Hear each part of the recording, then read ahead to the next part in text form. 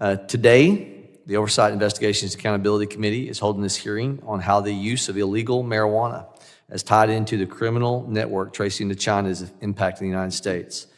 First, for order of business and announcement, the gentleman from Texas, Al Green, will, from this point forward, be serving on the Oversight, Investigations, and Accountability Subcommittee for the remainder of the 119th Congress, and we look forward to working with him.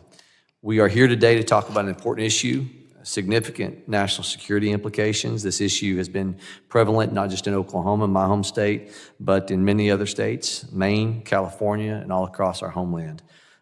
Let's paint the picture together. A group of Chinese nationals affiliated with foreign criminal organization crosses the southern border, makes their way into rural Oklahoma. With them are workers who have been lured under the false promise of good jobs in the United States. Once in Oklahoma, these Chinese nationals approach a local resident with an offer they cannot refuse. They offer the resident several hundreds of thousands of dollars, purchasing, using their time, their identity, to purchase a nearby tract of land. In return, the resident gets to keep a share of the money with no questions asked. The deal is quick and it's simple. In a matter of days, this newly purchased land becomes the site of a large-scale illegal marijuana grow operation.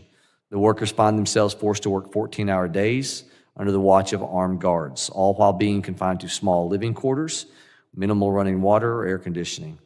The smell of toxic fumes, fumigation from pesticides that are lit on fire that we know have caused major health consequences, banned in this country, are utilized for these grow operations.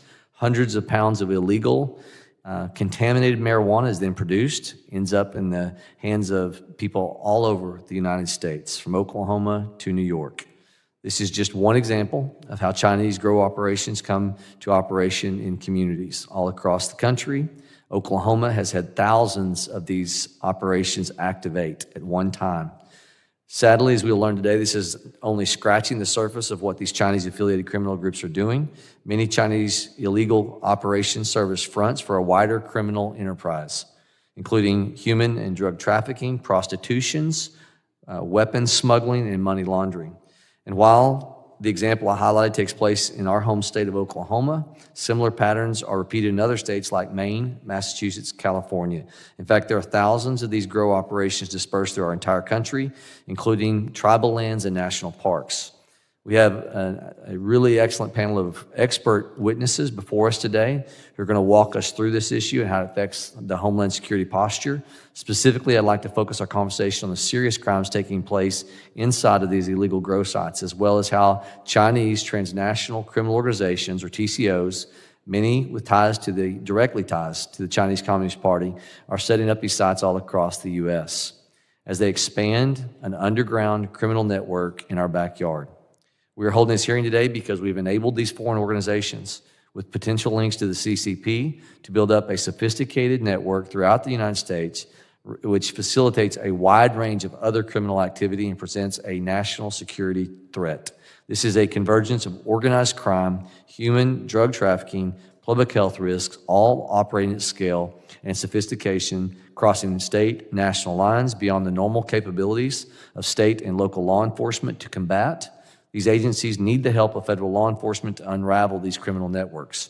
In fact, some of the foreign nationals running these grow operations are more heavily armed than local law enforcement. One of my field reps in Oklahoma heard from a journeyman electrician who was hired to do some work on a rural property. When he arrived at the site, he found what appeared to be a large foreign-run marijuana grow house, and he personally observed an armory of dozens of assault rifles and ammunition crates. This network must be uncovered and eliminated from our homeland. And it's really that simple. The potential threat that comes from having fully operational criminal network associated with top foreign adversary on our soil is too great to ignore. I look forward to an informative and productive discussion. I now turn it over to Ranking Member Thanadar for his opening remarks.